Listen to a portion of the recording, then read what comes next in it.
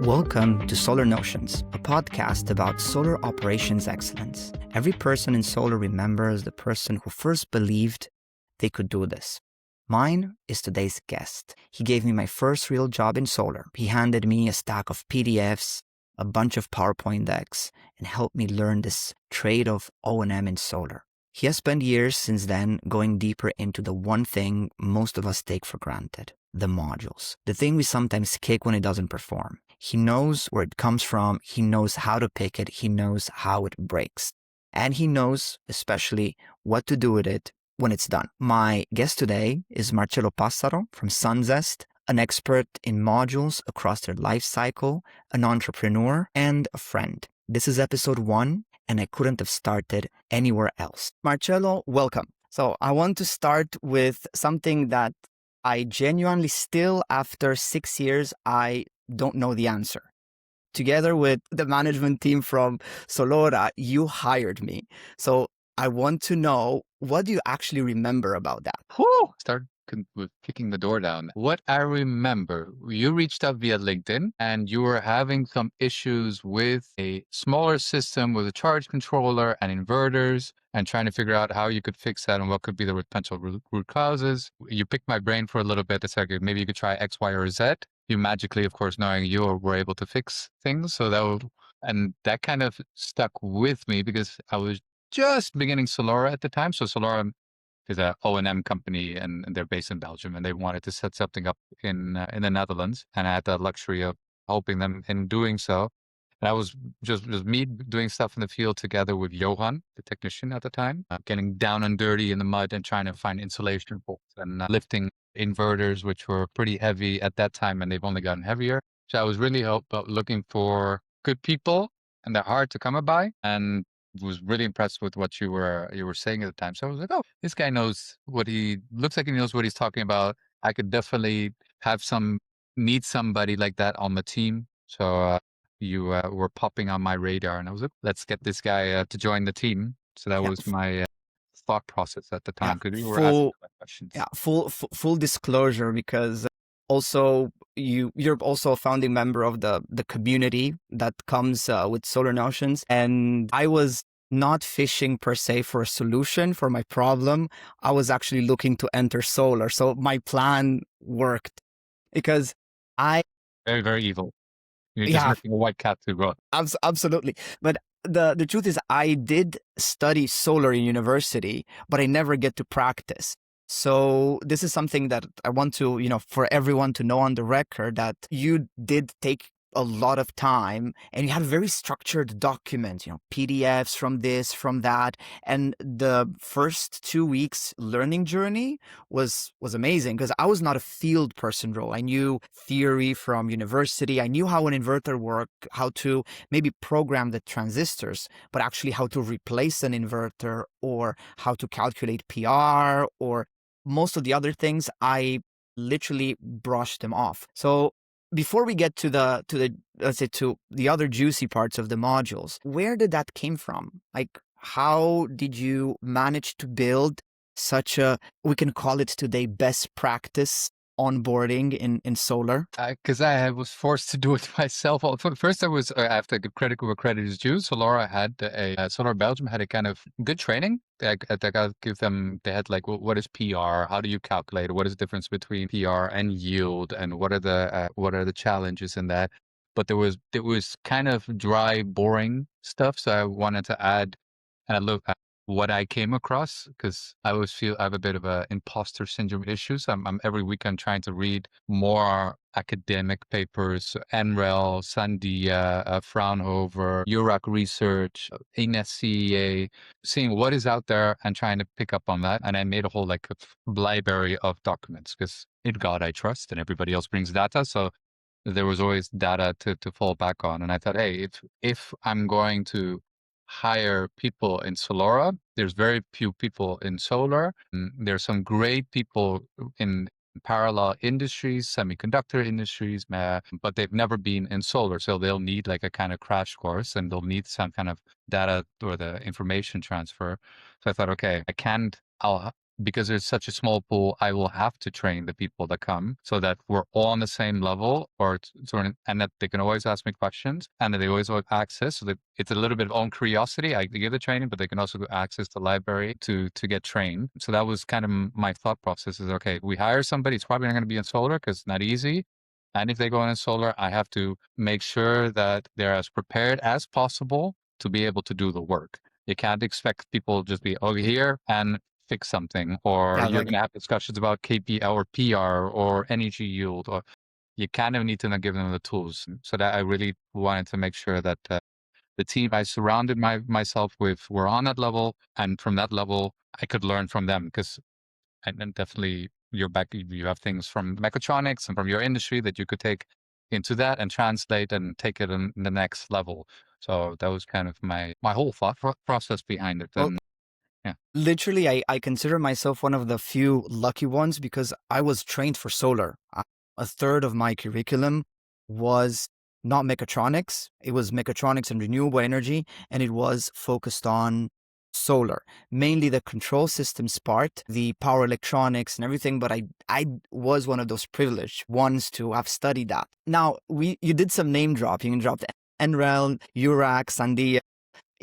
It's funny because back then when you were mentioning these, I was like, who are them? I mean, I had even no clue about the institutions. And today we are either working with them or we know a lot of the key people over there. So 6 years later, we was quite an arc for us. And now you mentioned that you don't have, let's say, the same background. So now I think it's the time to ask you to introduce your journey a little bit. And I also have some information that you blatantly shared with me yesterday, which I also want you to share with the audience. So before we get technical, I'm going to do this in a moment. I want you to understand. I want to understand, and to our listeners to understand, those that don't know you, how did you get here? Because solar was not the first obvious choice for you. You didn't pick solar in the beginning, and I think your path says something about the industry and how we bring people in. So walk us back to the beginning. Ooh, we're What were talking you about in the doing in the beginning. beginning, and what made you join solar? Yeah, in the beginning, my genesis was definitely not a typical one. I think 2015 or 2016, I was working at that time. So I had a background in physiotherapy. But I really didn't like it. And I was like, okay, I want to do something else. I'm trying to figure out, explore my life, what I want to do. And around 2015, I was selling flowers at the time. And I saw a company So looking cool. for, well, it's also solar energy blooming and everything. Totally not correlated, but just trying to make a joke.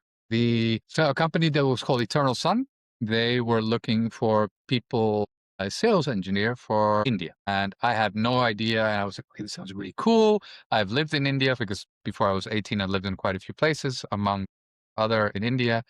And I thought, okay, I want to apply to the job. And I spent a whole week just reading everything I could about solar, about the policies of solar in India, which companies were interesting, what were the developments, and trying to read up on this whole solar simulator company. So it's a machine that replicates or simulates the sun, and then you can measure the power of a solar panel with a very short flash or a very long steady state of light. And I was like, okay, so I applied to the job. I'm very, very thankful at that time. There were two people, Shokri Mosawi, actually three, Shokri Mosawi, Robert Jan van Vught, and Stefan Roest, who was CTO, CEO, and a quality manager. And they gave me an opportunity to go work there. Really liked it, set up the distribution channel, but there were all these books lying around from Professor Sir Arno Smeets, who's from TU Delft, about solar, and I was like, oh, okay, I'll read into this. And I got the crappy kind of junior jobs where you have to read all the standards and check, hey, does this standard match what we're doing?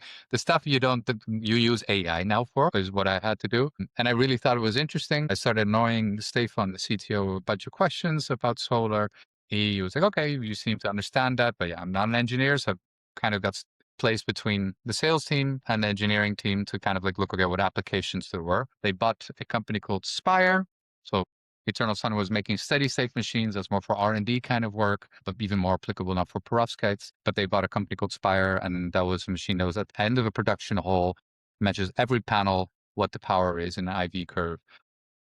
And they were like, yeah, we need somebody for China. So I went to China, ended up staying 2 years there for them, doing a Wow. lot of technical support, sales, but also going all over Southeast Asia, trying to help set up labs. Went to the University of New South Wales, talking about how do you, at that time, you have PERC and light-induced degradation, co-wrote a paper on that. At that time, we called it, at that time, the light elevated temperature induced degradation wasn't a thing yet. So we called it temperature coefficients of LID, light induced degradation, which you only see with PERC. But I spent my life there for 2 years working the Chinese 996 from 9 to 9, 6 days a week, which was a bit exhausting.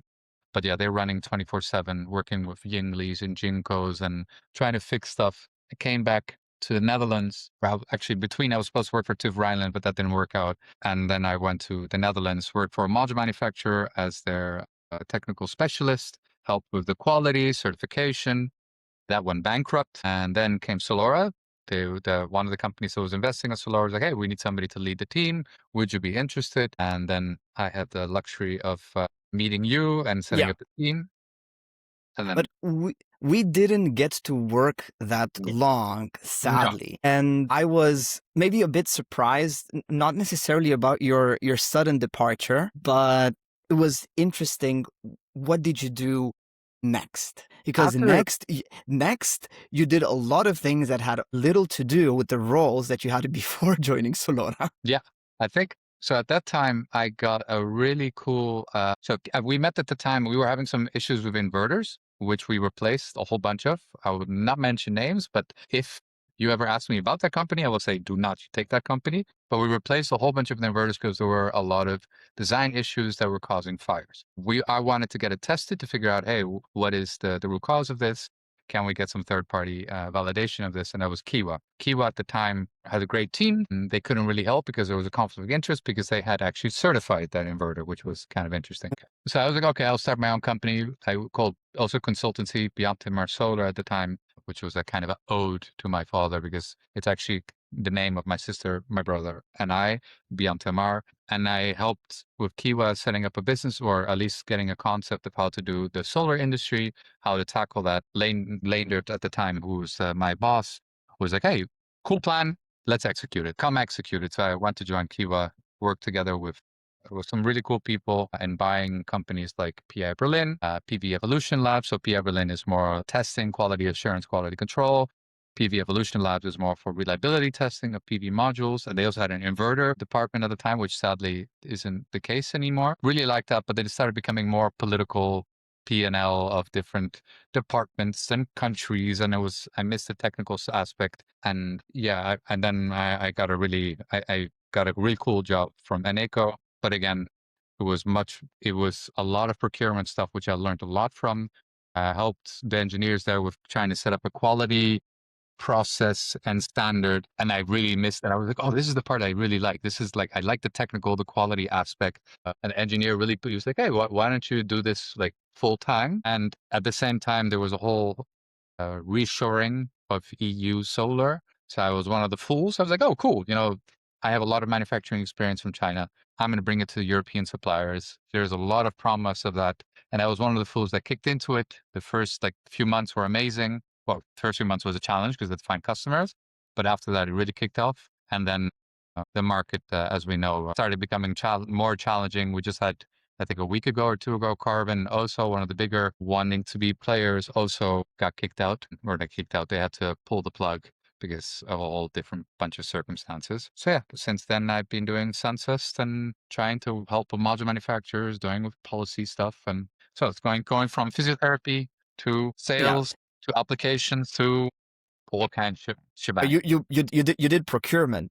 Pretty much you went from making sure that the manufacturer gets it right to going to the other side and helping a big buyer, making sure that they buy right. I always thought that being an independent player for you fits your very Swiss Army knife type of profile. So tell me today, because yesterday you just a very short recap, because although we stopped working together under the same company in 2020, so immediately after you hired me, we met each other in different circumstances and we kept close. I mean, full disclosure, we're friends. It's not just the guest on the podcast. And what was really cool is that along the way we converged in shouldering a lot of things in the industry. And I think we're probably a few minutes away from diving into the modules, but before that, we both worked on the best practice guidelines, which came out this February from SolarPower Europe. You worked on the first issue of the technical due diligence guidelines, which initially was a chapter in the EPC best practice guidelines, and it just grew into a standalone.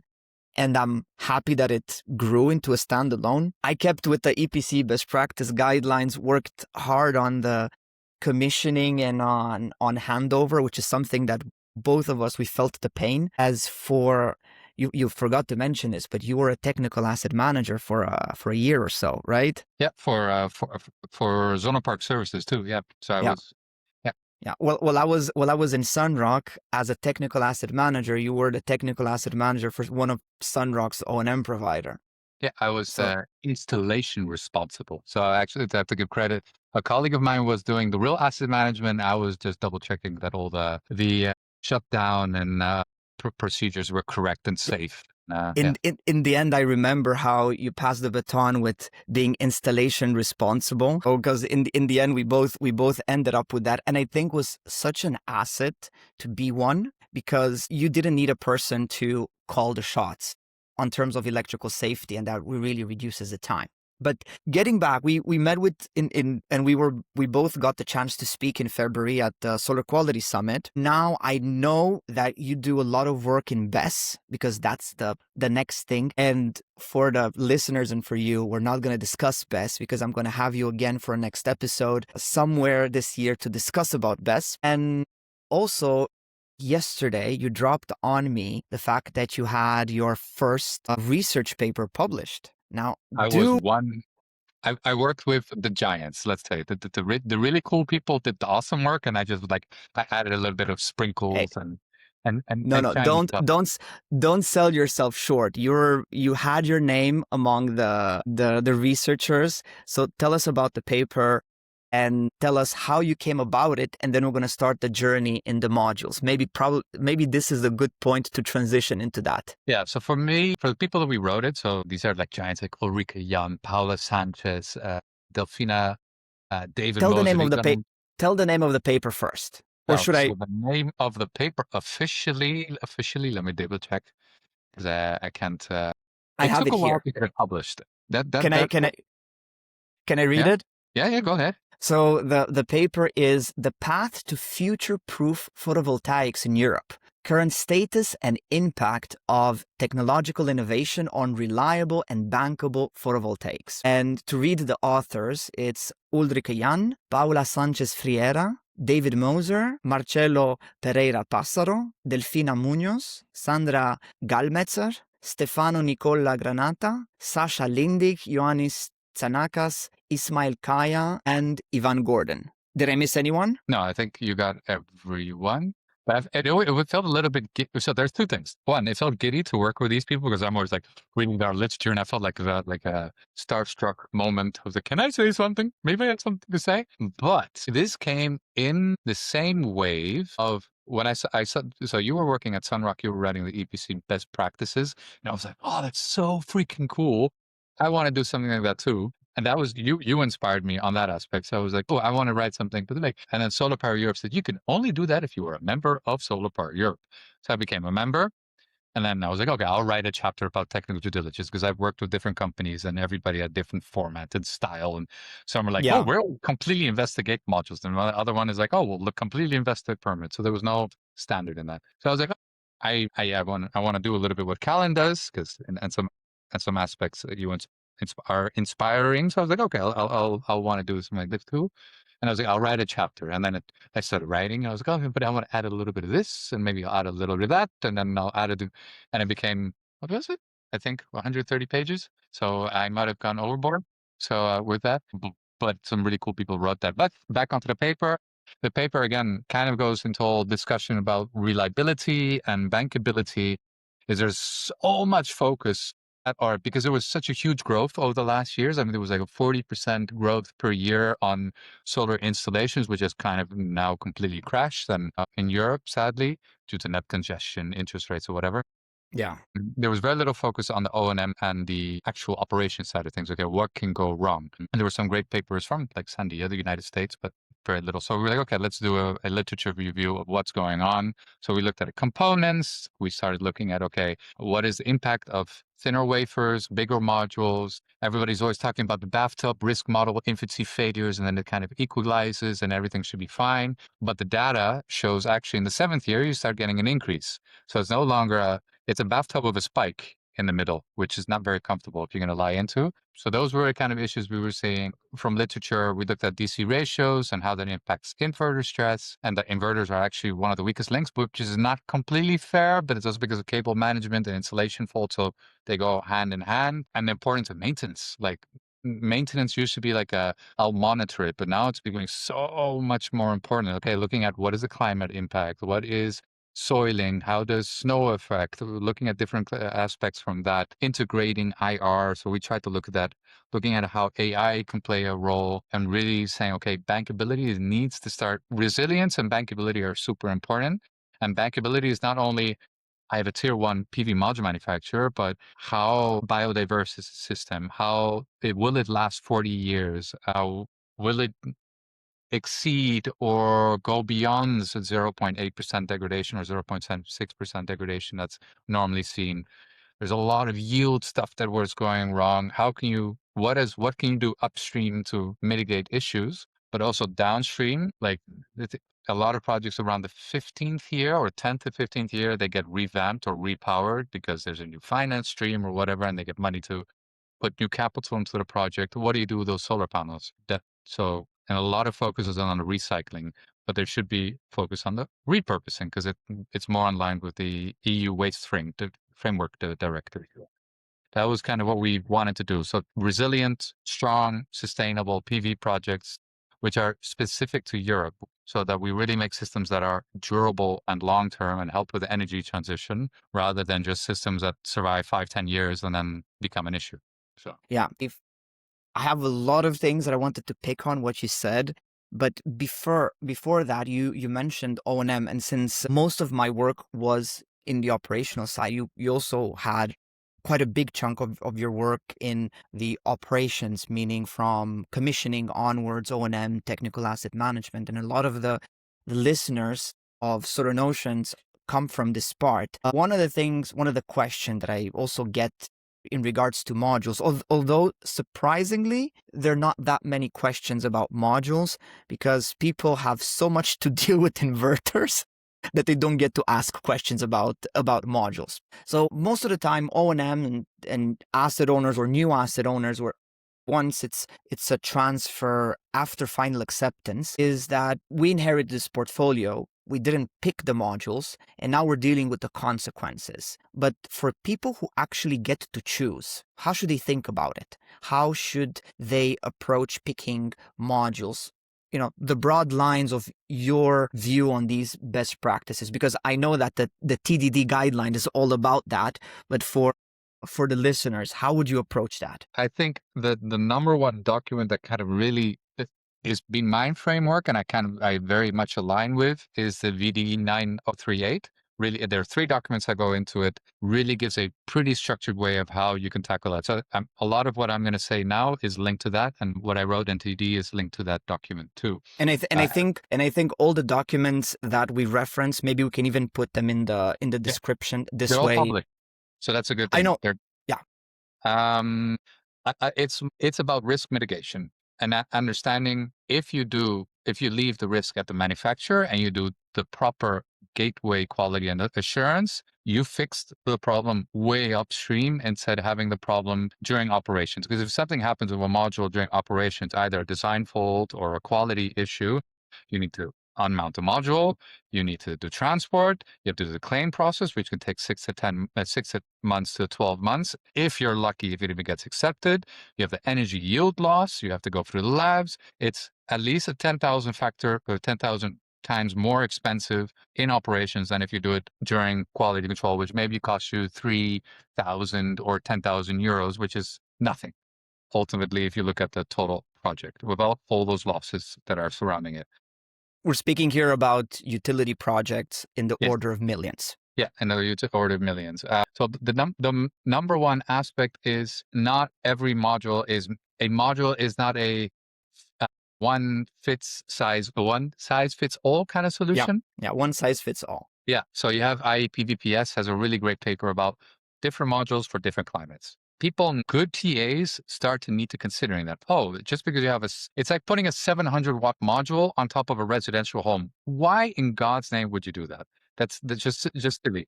The same aspect happens with with a solar park. Look, is this the best module from a wind load aspect, from a snow load aspect, from a temperature and humidity aspect? Is this the best module for this location? So that's the bill of materials, but you can also look at, hey, I have a really high UV index at this location. Maybe I should have a discussion with the manufacturer how there's UVID, UV degradation, which is a big issue with TOPCon. How is this being addressed? How can this be mitigated? Or should I go for a different technology? Maybe I go crazy and I do PERC because it has less issues or that. So people need that is one of the aspects. What we're also seeing is so there's the choosing the right module for the right climate and site. So you have to do a good investigation of the site. The other aspect is the module business is rough. Longi, Trina, all of these companies at the moment are losing billions and they're having a hard time. So there are going to be cuts in quality processes, their procurement, their manufacturing processes, because they have to survive. They shut down lines or they try to use older components and try to get through it. And they can say, and then it's maybe not compliant with the IEC 61215, which is supposed to be their whole savior. Marcello, you named a few, let's call them tier one labels, and you also named that it's important to match the specs with the environment and how the modules are being operated.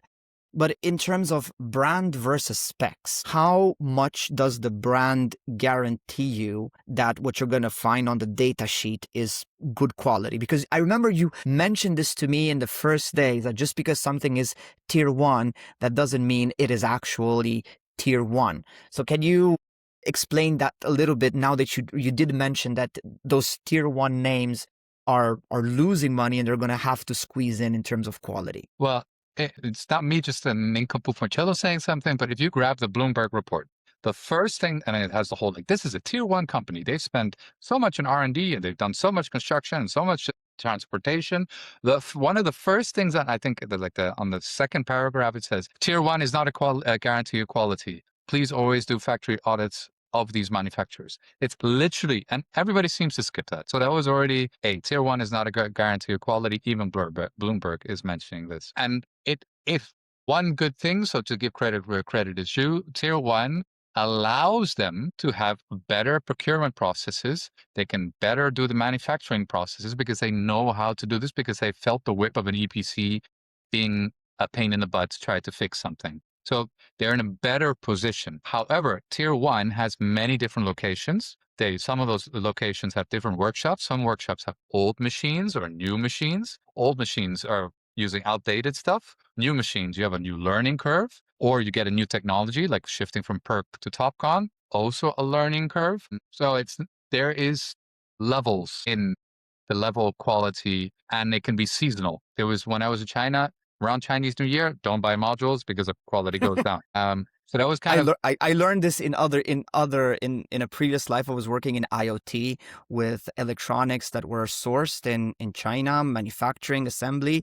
It was China and Taiwan, not the same country, and Careful now. Yeah. Around, well, we can afford to even get political here. It's fine. But around the same time, I could see that everything that was supply chain was dead. And I even heard these stories. I think it was from one of the inverter manufacturers. That was, these big names of inverter manufacturers. The teams were just switching. So that's why in the end, you're kind of ending up between the top three brands with the same chassis, with the same boards inside, and you're like, what's the actual difference? It is, and it's an actual difference, but the good thing is there's a lot of cross pollination. So a lot of knowledge then stays Mm-hmm. in that tier one level. And China is great at doing that stuff. The processes, documentation, that cross pollination really allows for a higher level of quality, but it is not a guarantee. You still need to, and it goes back to the concept of in God I trust and everybody else brings data, always double check stuff. And the same, and it can just to like cross a little bit and just touch about, like, for example, BESS. You have a BMS, it says it's this voltage. Fine, double check, grab a multimeter, check. Is it this voltage? Just because it says so doesn't mean it is so. Now, you talked briefly also about bankability, especially in the context of paper, and bankability was something that you mentioned to me a lot. I, however, experienced the downside of longevity. I did have the occasion of working with a few plants where modules kind of reached that 10-year milestone, and in one cases, I'm not gonna name the brand, but a serial defect on the bypass diodes pretty much meant that more than 5% are reaching more than 5% of the installed modules were having this defect that was just popping up.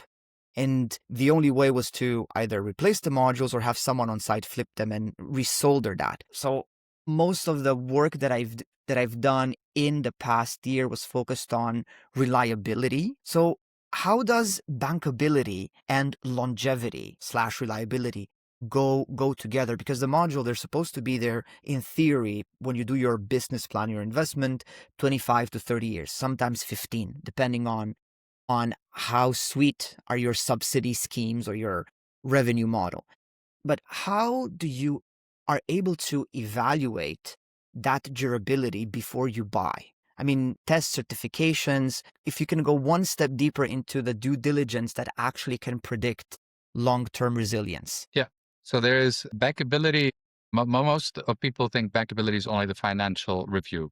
That's one of the 4 pillars or 5 pillars of bankability. One is, okay, financially, you have a 25-year, 30-year warranty, and some are even looking to go at 40 years. Will this company exist in 40 years? That's number one. That's the financial bankability aspect. Then you have the technical aspect. So does the module have the IEC 61215 and IEC 61730? One is kind of quality related, the other one is more safety related. And they're both linked to the EU low voltage directive and CE certification. Due to, like I said, the market being very difficult at the moment, not all modules are, even though they are certified, are not compliant to those norms because they have variations which are not allowed. And not all the third parties can do the yearly inspections that they're supposed to do of those lines. That is just, and those 2 norms that I just named are only for infancy failure issues, the first 5 to 10 years. There's a lot of research done by Fraunhofer, a great paper from Fraunhofer about this. The other aspect is if you're looking at durability and robustness and reliability is doing accelerated lifetime tests. Accelerated lifetime test is doing either 3 times those initial IEC tests, but it's not always like a fair correlation because new modules, because the market is coming out with a whole bunch of new modules very quickly. The certification process takes about 5 years or the certification review takes about 4 to 5 years every time to catch up with the technological issues that have been going on the 4 years before that. So you're actually always lagging behind on what are the actual issues. So now they're trying to integrate UVID into that process. So doing accelerated lifetime tests is extremely important, doing sampling and factory inspections of that. Then you have the social part, but that's less durability related. And then you have the processes and the warranty part. And that is also a very important one. The processes is really looking, do they have the processes in-house? Do they calibrate stuff correctly? Do they have random sampling of testing? Can they prove that they're doing this? Has a third party double check this? All those aspects are needed to have a bankable product. But then this needs to also be shown by the procurement company in their contract. Because if you don't show this in contract, they'll always say, yeah, we pass. But you need in the contract, your procurement contract, you need to say, I'm going to double check this. If you don't have it, it will be sent back. And it needs to be sent back at the factory. Getting it once it's here, good luck. So you raised exactly the next point that I was about to ask is, as a buyer, So when you're in procurement, and I'm assuming you advised a few buyers on what to buy and how to set up this entire process, best practices. I mean, you didn't contribute to the best practices for nothing, and also you may sell yourself short, but I'm convinced based on the work that we overlapped or we did together that you deserve your name on the paper. Though it's not my place to say that because you are already recognized by the giants on whose shoulders we are standing. But what I want to understand a bit, because it's also tied into the return on investment long term, because we work in solar, you work also in storage, we're green by default, but it's not about adopting solar per se. It's a given that we're going to electrify, we're going to use more renewables, and it's not flower power anymore. It's actually a business, a hardcore business. And whether we like it or not, at the end of the day, we both of us learn to speak in return on investment. So I have two questions. I want to start with the first one is, what are you advising a buyer to put in their contract with the module supplier? And also, what is usually not included and causes headaches down the road? Ooh, if we're like I said, the VD 90338 has some really good stuff. So I'm always saying, okay, really look at what's in there and look what's within your budget.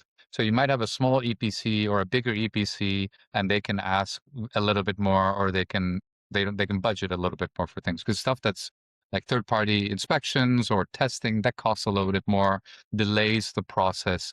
So you need to see, okay, what budget and what risk is this company willing to take? And what is their role? An EPC has a very different interest than an IPP, for example. So that's one of the considerations. But I would say from a contract standpoint is always do factory audits. If you don't have a lot of money, just do a factory inspection to get a bit of an idea, but know there can be variations in the quality from that factory. If you have a little bit more money, then you do production monitoring and double checking everything before it goes into the container and arrives. That is one of like the most critical aspects. If they have a little bit more, I also say, okay, what kind of site you're going to consider and do testing for that site. So a very specific one is, now you have modules that are relatively big, like 2.4 square meters, and larger. And there is already a lot of data out there going about glass breakage. So I say, okay, the IC tests are typical, but you can also do dynamic load testing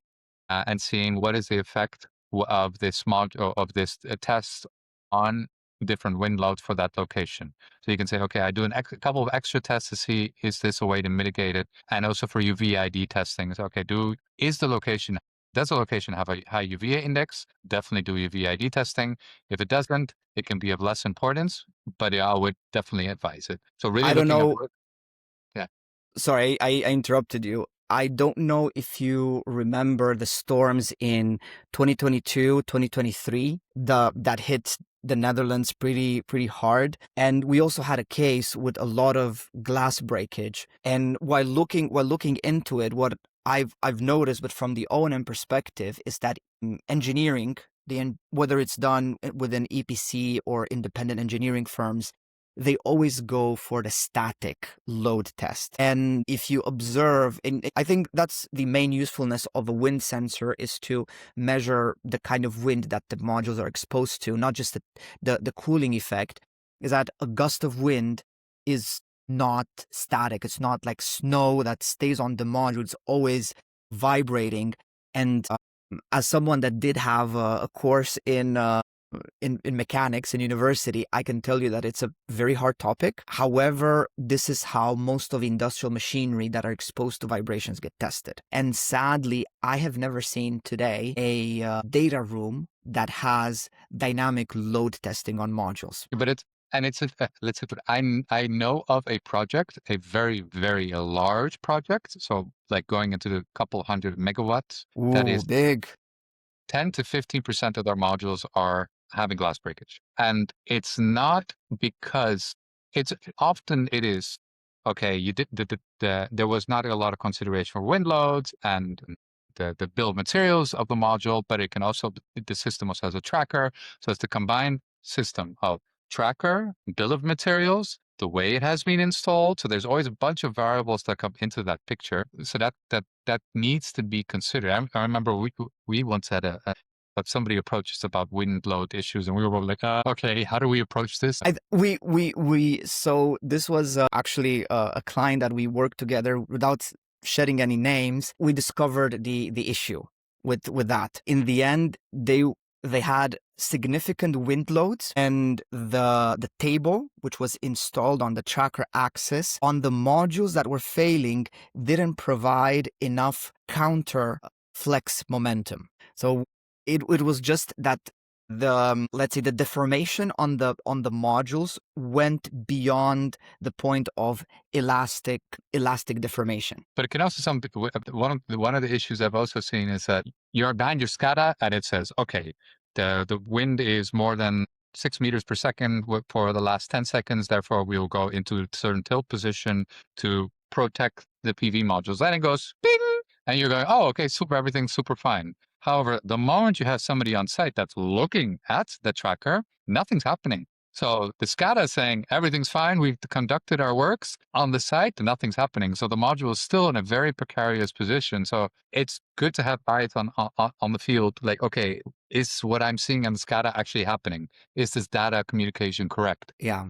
Let's stick a little longer here on defects, because this was a family of topics that I wanted to discuss with you. Because with O&M and with technical asset management, the moment that you put them on, even before you commission, things go wrong. So what are the main ways in which module fail? You named several across, our discussion so far, but let's give the listener a mental map of the most important failure modes of modules. And what are the big difference between also what is cosmetic degradation, where you see that they're looking old and not work. They seem not to be working, but are they actually not working? Yeah. So I think that's a great question. I believe DNV has a really nice graph about this. So you have, I think it's usually like reliability and durability graph, but it has, what are the issues? There's two things you can have. You can have degradation rates and you can have failure mods. So a failure mod is really glass breakage, diode failures, and degradation rates can be stuff that's accelerated. Well, in the infancy failures, the first 5 to 10 years, you can have issues like light-induced degradation, light elevated temperature-induced degradation, which the first one, LID. Not everyone is familiar with the acronyms. Can you detail them a little bit? Yeah. So light-induced degradation is typically for PERC modules. They're not really used, or they're being used less and less. Before it was an issue, so you could have somewhere between like 3 and 10% degradation in the first year. That's when it's exposed to light, it would lose about 3 to 10% of its power, which wasn't really fantastic. But that's been fixed now. That's the good thing about the PV industry, is that once there is a time, they're aware of these things, they take 2-3 years and they fix it. So with gallium doping, you don't see LID that much anymore with PERC. Light elevated temperatures and degradation, you do see over TOPCon, you see it with PERC, and you see with other technologies. This is, again, a bit more longer term. So it will affect, like in the infancy, the first 5 to 10 years, you can have a loss of like 3% additional to what you have. So that's the first year. And the first year, what you'll typically see, again, IEPS has a really good paper on this, is junction boxes, which you talked about. So diodes and junction boxes can failure, they can delaminate, they start falling off. Glass breakage issues, frames can come loose, but that's usually poor quality or manufacturing. And then in the midlife, so 5 to 10 years, you can get something called potential induced degradation, which is a problem for all technologies. And then you have different variations of potential induced degradations. I mean, there's a high voltage around the module. The ions will start to, like via the glass and the frame, start to go to the side. And so the cells start short circuiting. That is something that you'll see in years 5 to 10, especially in countries with high temperature and high humidity. If you have a bad bill of materials, again, diode failures might happen. If you have a lot of thermal stress, so a lot of wind, you might have interconnection issues that fail. And in the last years, so what you can also see in the first 5 to 10 years, if you have a location with high UV, is yellowing of the backsheet on the backside, depending on what it is, yellowing of the encapsulant, if it's EVA or if it's EPE or POE. What are the other issues that you would see? Delamination can happen, but again, it's a coupling of bad manufacturing plus high temperature, high humidity. That's also some midlife to like, it can happen from infancy until like first 5 to 10 years. And then after those 10, like 15, 20 years, you'll start seeing like some serious corrosion issues, anti-reflection coating being degraded, but that can also happen early. So if you have bad O&M processes and you think I'm going to scrub the living daylights out of the front of that glass, you can take off the anti-reflection coating, which is about 3% of the performance of the module. I remember. Yeah. So these are like internal things that can happen. And then you also have the external stuff like soiling, which can impact snow loads, that can impact shading, hot Hail, spots. So hail, sheep hail, jumping on. birds love dropping stones on modules. And it's also, and there are some documented effects of like PV modules having a lake effect. So some birds think, oh, this is a lake, and they just go into the module, which isn't great from a biodiversity and nature restoration aspect. But they can all be, with the right partners, considered to be then a resilient and beneficial system. I want to, because you've mentioned a very, very large family of defects and failure modes and degradations. For those working in O&M and technical asset management, what is the most undiagnosed issues that are simply brushed off because they lack awareness, they lack tools, and these undiagnosed issues actually kind of blow up exponentially, not literally, but figuratively later on in the life cycle of modules? I think one is the impact of microcracks. So, and doing very few companies will do, like you have IC 462 or 61430. I can't remember exactly. It's about how it's the same with PR. With the first year do PR and maintenance. I can't remember the norm exactly, but it would also recommend doing IRL, measuring isolation faults of the strings. I think isolation faults are very easily to see. And you're like, okay, there's an issue in the morning. But resolving it, you need to be there at the right time and place. But impact of EL, really measuring the impact of degradation is a big issue from a performance loss or a performance ratio standpoint, because there's like a 3% measurement uncertainty of the module when you're measuring it at minimum.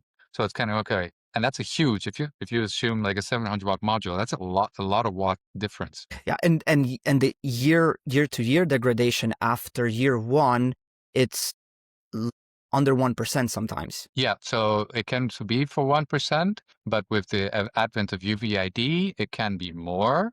But really measuring this is a challenge. Especially because the first thing most people want to do is just like, I'll do a string STC measurement with, and then then there's a big measurement uncertainty. So are you actually able to detect all those issues?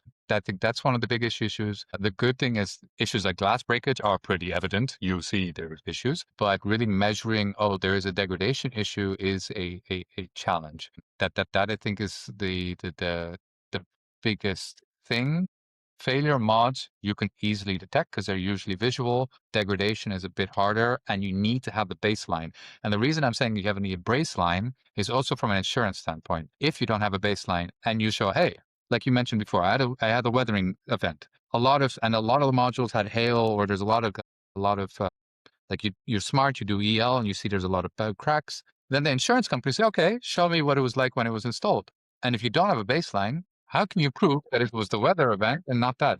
So these kind of things that are kind of self-evident are still not really being done by a lot of parties. Yeah. About that, recently I was involved in research on the impact of cleaning on the yield of modules. But between the modules and the revenue, there is the meter. And in between the modules and the meter, let's put it like this, you have the inverters, which are right now especially in Western European markets, it is the object of curtailment. So we already have plants with 1.3, 1.5 DC to AC ratio. So clipping is there. Thermal derating of inverters is also there, which cancels a lot of the DC to AC ratio. And on top of that, we are curtailing. So how worth it is because I know that doing IV curve testing, this is not cheap. And I'm assuming that for someone that is residential or CNI is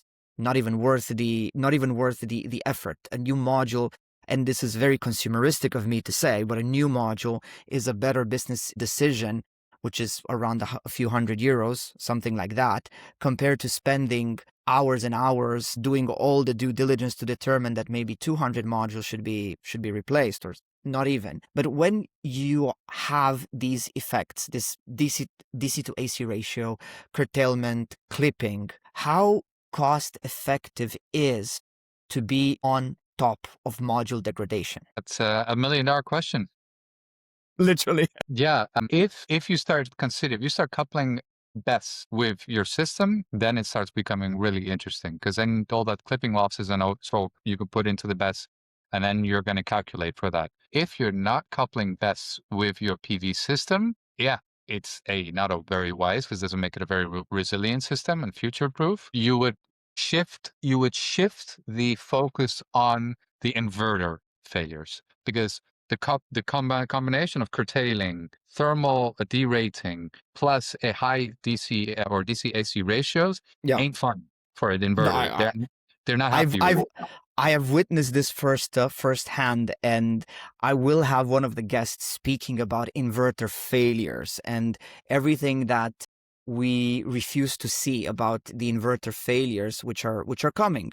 And actually, they're not coming; they're here. We've treated them as black boxes, and now we need to open them up because they're the workhorse of the solar industry. Well, if we consider the PCS for the BESS, which is roughly the same systems, they're all the family of power electronics. It's that's why at the beginning of the conversation, I'll talk about PV Evolution Labs, and they used to have a inverter reliability testing, but that was up to like 60 kVA systems. They really tried to push like, okay, can we get a kind of fun to do inverter testing? Because inverters are the weak link. They're going to cause most of the issues in the first 5 years, and especially and that was without like curtailment. Now with like massive curtailment, massive that's so the shift is going to be not the energy creation, but the real inverter aspect. That is definitely going to be the focus. But if you're curtailing a system when it's like going full, like it's really running, and then you suddenly shut it off because of curtailment, and then you're like, oh, this is a good moment to put it back in. The inrush currents for the transformer oscillator are not going to be great because they can trip. It's not great for that either. So there's it's going to be more down. You can say, okay, we'll focus less on degradation, but then you're going to have to start focusing on how do we make sure that the inverters don't start failing on us like crazy because we're asking so much from them and we've done very little reliability testing. The certification for inverters is a joke compared to in modules.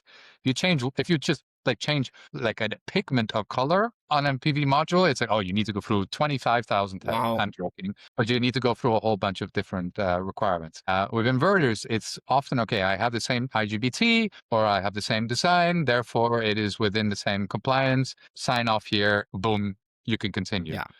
So, well, about that, everything that you mentioned is that in order to be able to determine if a failure, it is a one-time failure or if it's a serial defect, then be able to go through either the warranty claim process or the RMA, so the return merchandise authorizations, what we call when you go to the manufacturer and try to get a new product back. Also, same goes with inverters. Being something that I did study and I did experience in the last years, we've noticed that the ramp up, the ramp down rates, the discharge of the capacitors inside the inverters, everything is standard. It's not adapted to the use case.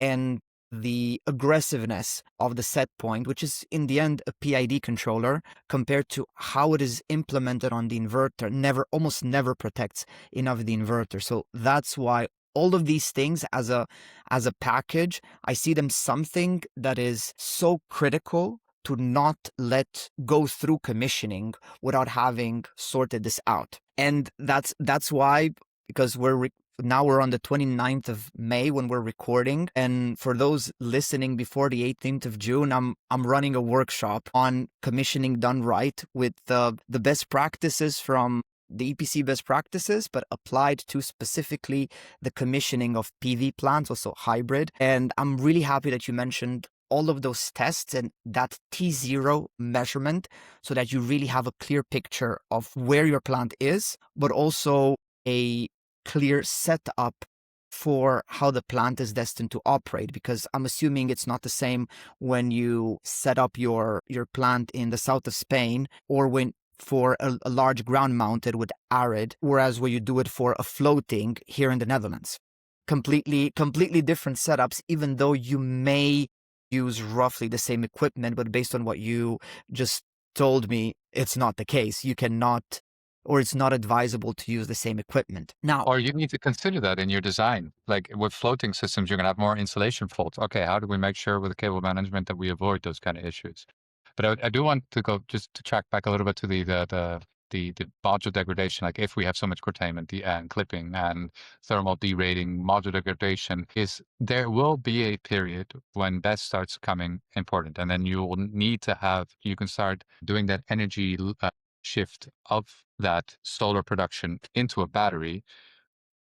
Those and you might miss a lot of a lot of claims if you're just focusing on the inverter. So you need to also be like, okay, what are it is important for asset managers to keep track of everything that's going on with the module and continue giving that feedback loop to manufacturers to optimize their modules. Module manufacturers are reliant on this. They don't like it. They'll be very difficult with the claims, but the good thing is the market is very good at taking those feedback loops back. Be it light-induced degradation, be it PID, be it UVID, whenever there is an issue, yes, it's hard to figure out what it is, but once it is known, they really are pretty quick in implementing solutions, therefore. But that means the person that needs to know what the solutions are need to be well-read, and they need to know what's going on in the market.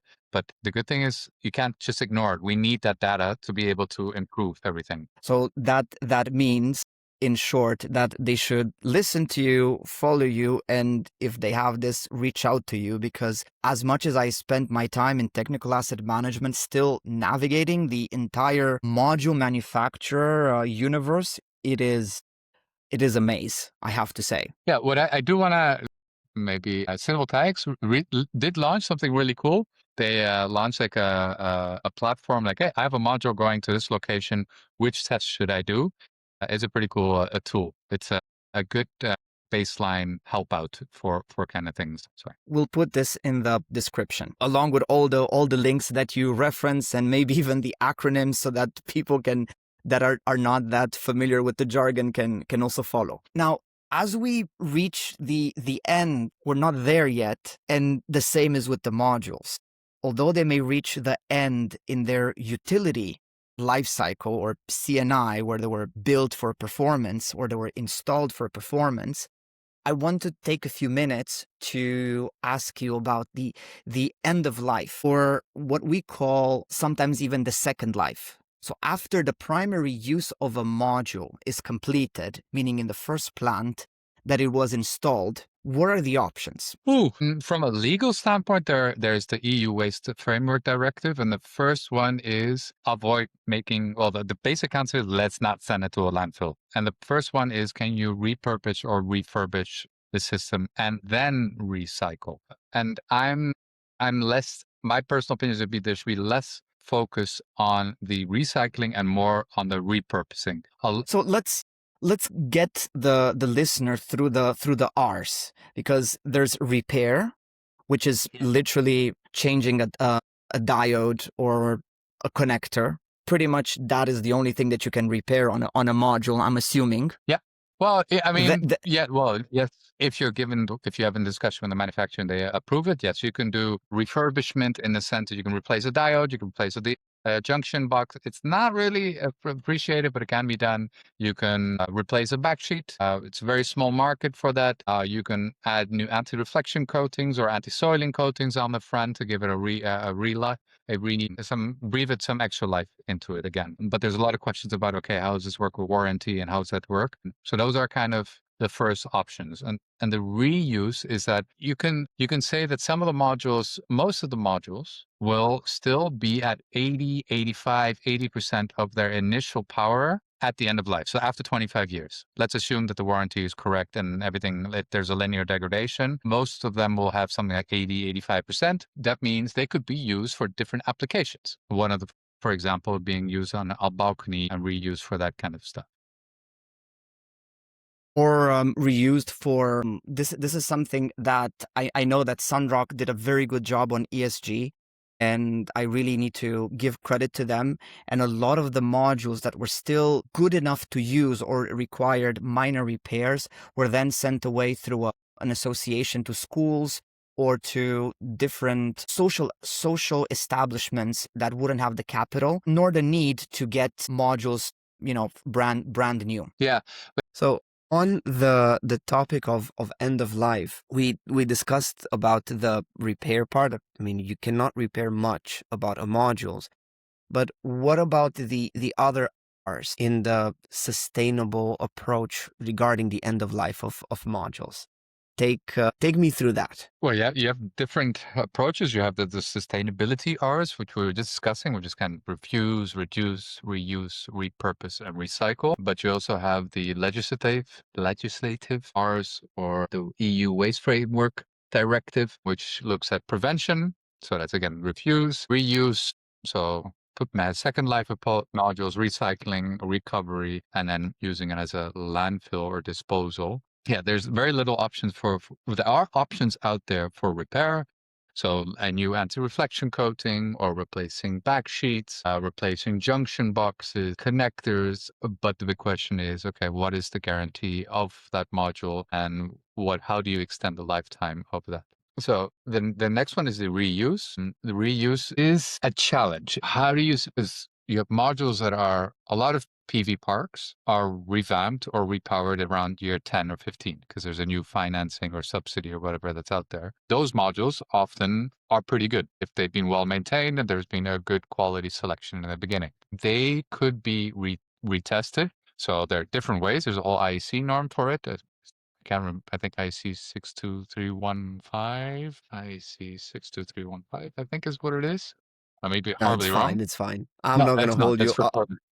but there's a whole reuse, and they look at, okay, if you can either look at the O&M reports, okay, which strings were really performing well, and then like take the modules with strings that you see are performing badly, or there've been issues, you don't take those modules, or you do an IV test and EL test, and you do wet leakage testing, and then you get a bit of an idea, okay, which modules could be reused, or you can do like whole mathematical statistical analysis of, okay, this percentage of modules won't be able to use this, won't be able to be used. The problem is if you start doing those kind of tests, they cost money. So let's say it will cost you 40 to 60 euros to do IV and EL testing, and you can get modules at a while, not now anymore, but for 40, 50 euros. So do you reuse those modules, which is actually the best option if you look at the Waste Framework Directive, but who do you sell it to, especially when you can get new modules for much cheaper prices? So that's kind of the biggest challenge. But one of the big opportunities are, for example, energy communities that maybe will be interested in second life modules, balconies. So like Lidl is coming out with these balcony modules, or IKEA also had it for a while. Maybe they could also be used in those applications, because they could still be, they could still have, I think, around 90% of their initial power. So that's pretty good stuff. That is a bit of a challenge but you also have some companies which are like, oh, we're not going to spend 40 euros. We're just going to do a voltage test of the module, or we're going to grab that module and just look at it visually and say it's fine. So there are different tiers of testing of that end of life, which kind of say, okay, well, how much risk and how much money do you want to spend in that? Those were discussions we had that Paula, a colleague of mine, and I did for a company, for a municipality. We did some research into talking to different testing companies and recycling companies. And then it was shocking to hear that some people just did visual inspection and said, okay, the module's fine, go. Pretty scary. And some were just doing voltage tests, and some were really going far out, but then it costs a lot of money. Where do you sell it to? And then you also have a couple markets like Second Soul, which is pretty well known for reusing modules, and either not even called reuse. They would just stayed in a warehouse for a really long time, never used, and then used for projects where there's severe weather events or there's some kind of issue. Yeah. I spoke with Stefan a few weeks ago Yeah. about that. Yeah. And then you have recycling stuff. I think there's way too much focus on recycling. There should be a lot more or look at the reuse case than the recycling. Recycling is an option. A lot of it is just grinding and either using it as a filler for asphalts or for roads. But there are new methods. Like TNO has a new laser methodology that's coming out that's super interesting, and that market will be coming. But it is, if we can extend the life, not even extend, if you assume that some modules at year 15 are already being replaced, then they should repurposed. If they're modules at year 25, which are still at 80%, and they could still be reused, then they should be reused just to reduce the waste. And those that are deemed unsafe or not good for reuse, they can then be recycled. And that's the good thing is that's maybe 10, 15 years down the line. And then we have even more advancements for recycling. But you also need those modules to encourage recycling companies. So it's kind of like a Yeah. issue. Back in 2023, when SolarPower Europe released their first end of life best practice, I was working alongside, I think it was a team from Baiwa, Italy, and there we did focus a lot on the second life. It's how do you try to really put second life as the next step before you even consider something. And in my experience from O&M and technical asset management, I've seen this was a real case where on a 15 megawatt plant, which was, I think, maybe a 1.5 DC to AC ratio, with combiner boxes, some modules were damaged by birds, and there we were like, okay, well, we asked the O&M, do you have spares? Because that was a contract without spares. So for all listeners that have assets, consider bigger stocks of spares. And they're like, no, we don't have spares anymore. Let's look on the second life market. And the price of a new module, drum roll, it was €1,000 a piece. No, a new module, a replaceable, same dimensions and electrical characteristics module that's from like 5 years ago. Yeah, €1,000. It was just crazy. So in that moment, it was like, anyways, cannibalizing a string does nothing because anyways it's clipped, it's curtailed. So that was the solution then, but that triggered a more interesting thing because it's not gonna stop. Birds are gonna come. Maybe there's gonna be a storm. There's gonna be glass breakage. Maybe we should clarify on the birds. It's not that there's a bird mafia running around with hammers trying to smash stuff. Maybe we should explain. Yeah, watch out! You don't pay my neighborhood fee. We break your modules. How do the birds break it? I know, but maybe for the audience, just So the birds in this case, because we're speaking about a plant in the Netherlands, they're seagulls. They're actually very protective with their territory. They're a bit like gangsters, and you enter their turf. And in spring and early summer, they really make you feel the pain that you enter their turf. And sometimes they don't know if the module is the roof of their tiny nest or is just water where it needs to drop a stone. Maybe they'll catch a fish. So that's how it breaks. So pay your neighborhood for birds. If not, it would be such a bad thing if your beautiful solar park were to break. I think they do have these seagulls and alliance where they think, okay, boys, we're gonna do this. We're gonna do this now. We're gonna be a quick job. We're gonna mess them up. They removed our nest. We're gonna go for them. But we've got to give them credit. They're super smart. I mean, they know when drones are coming, and they also recognize if you send like a hawk, the hawk dude. There's a name for that? The hawk falconer, I think is what it's named. Yeah, a falconer. Will drive to their place, and they'll be like, "Oh, the car's coming," and they'll know there's a hawk. They'll fly away. Once the car drives away, they'll just fly back to the location. No. Then sadly, there's no sustainable solution to that. But getting back to it, a laser. That was the only one that worked. That was deemed animal friendly. Just like it shoots a laser in the eye so the birds stay away. Well, I did run a few tests with lasers and they didn't work. You did? Yeah. So, colleagues did it. So it was, they're still not set on the results. But getting back to the modules. So when you know that you have a stock, actually you don't have a stock, and you have modules which are about to break, and they're going to keep on breaking. One of the things that we came up with as a solution was early partial revamping. So you take a section of your plant, let's say an inverter, a whole inverter worth of modules, and you replace all of them. Whatever's damaged, you put it on the track for repair, and if it cannot be repaired, then it goes on the track for recycling. And whatever's good practically becomes your spare parts inventory. So that was the kind of the solution that we came up with. But you mentioned that today the recycling technology doesn't allow to recover much of the value and of the materials that went in. Really briefly, can you tell me how does a module, let's say a module with broken glass, enters the factory, the recycling plant gate? What happens in this plant? Just the big steps before you get out your, let's say, recycled materials that then can be reused. I can only say I'm not really an expert in that field, but what I'm typically told is that they try to remove the aluminum frame, so it's just pushed off.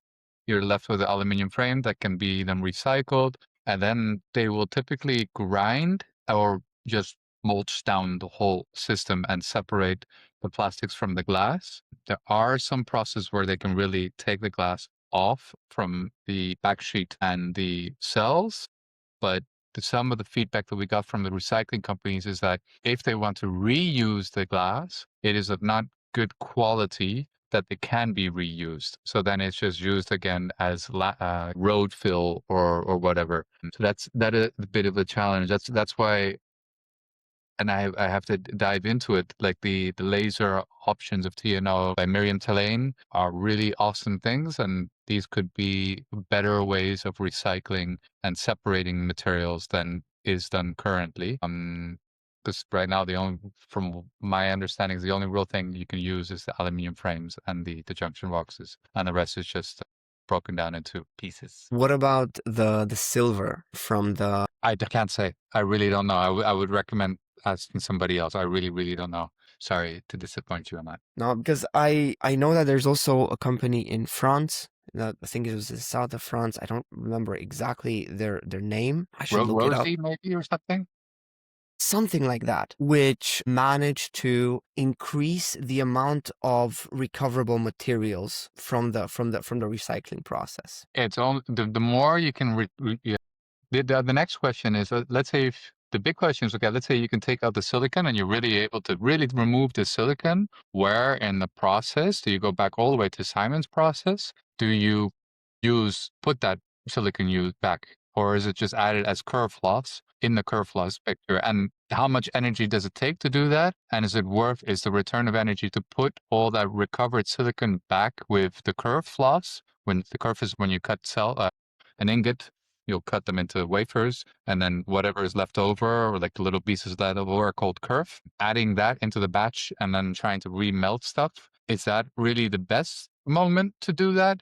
That's just big question marks about how much energy goes into it, and where in the whole value chain will it go back, and is it worth the energy that goes in and comes out? So that's a big question for me, and one of the arguments that I also heard from another expert that's working on this, or an expert, not another, an expert working on this field. So. Okay, this is interesting because most of our household projects or industrial projects, we need to put them on a recycling path, whether it's glass, green glass, brown glass, white glass, and then we have the plastics, we have the tins. Of course, aluminium has a degree of can be recycled, not almost infinitely, but many times, and the amount of energy to transform the ore into aluminium compared to recycling aluminium, it's 95% less. So that's already something, but I'm not familiar with the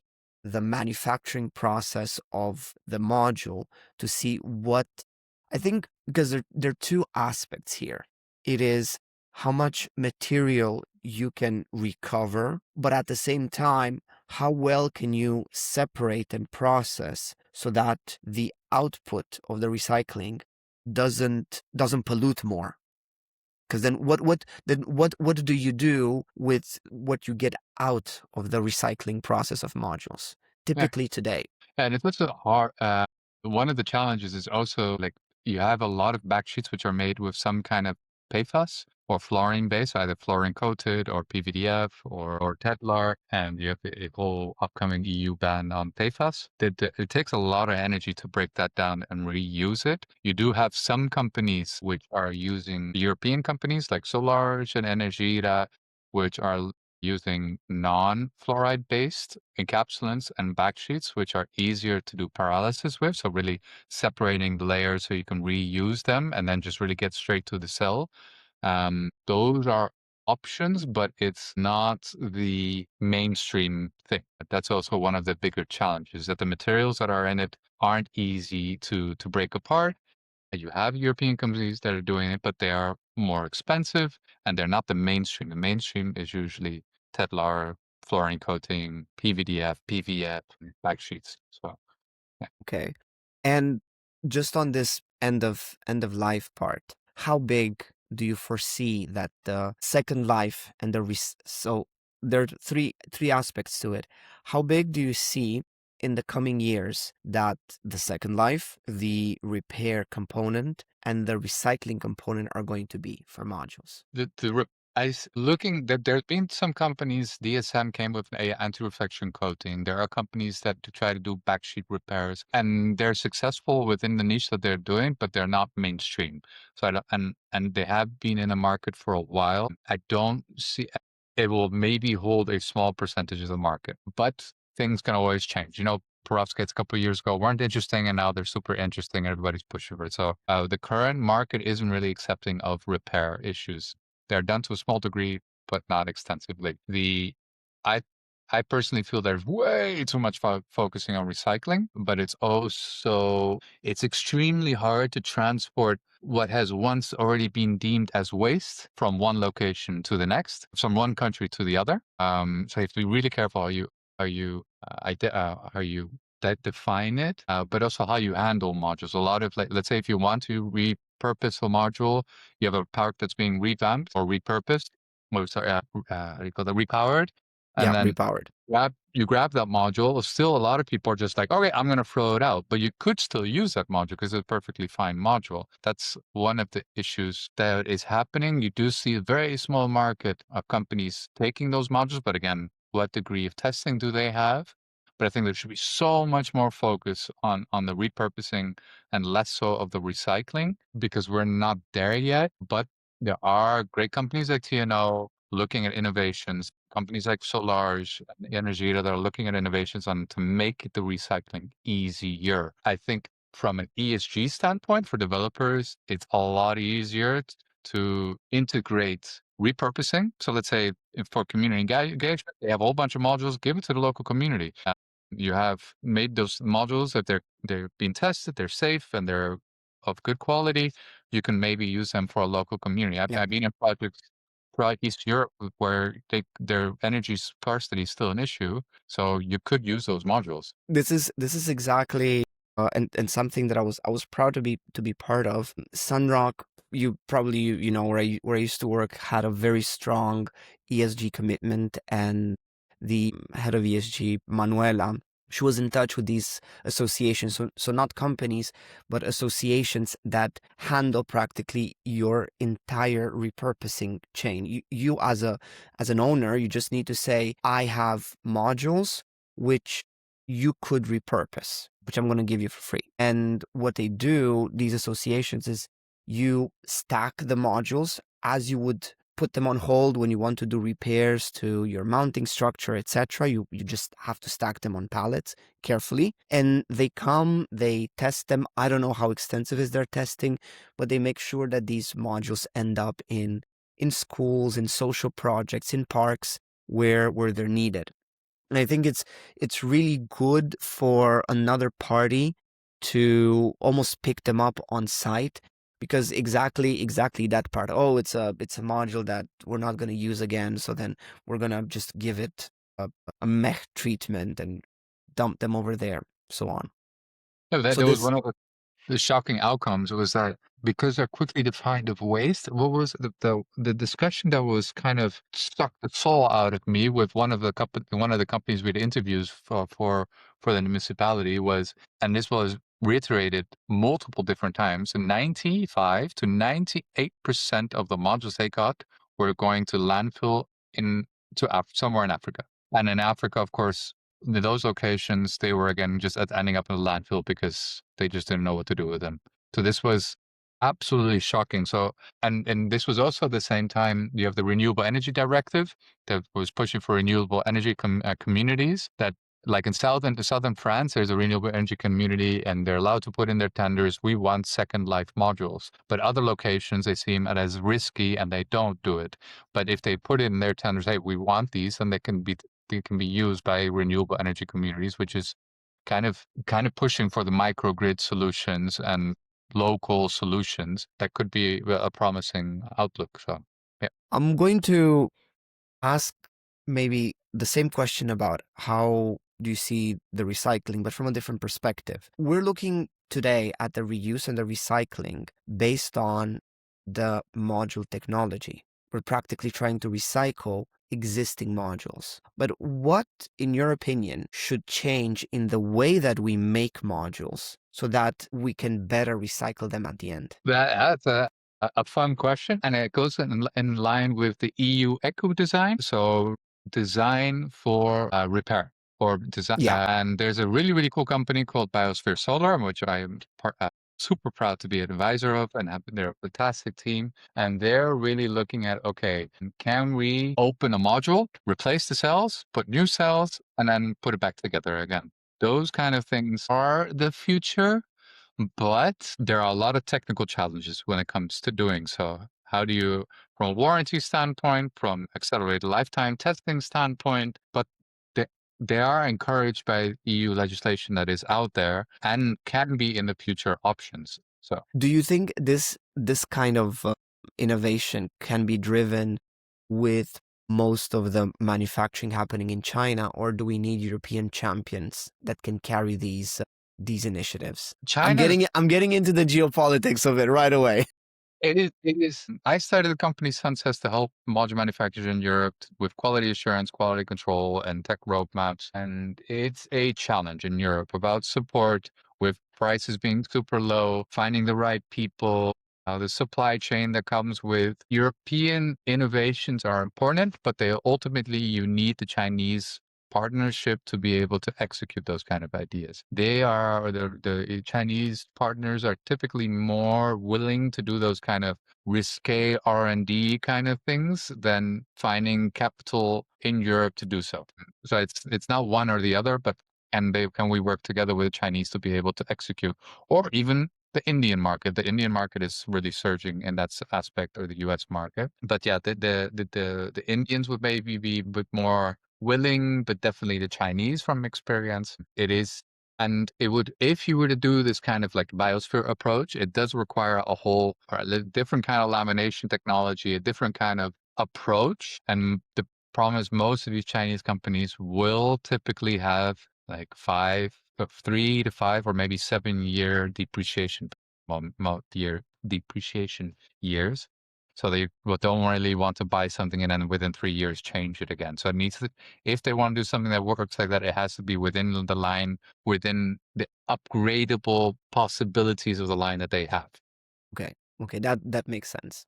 Yeah.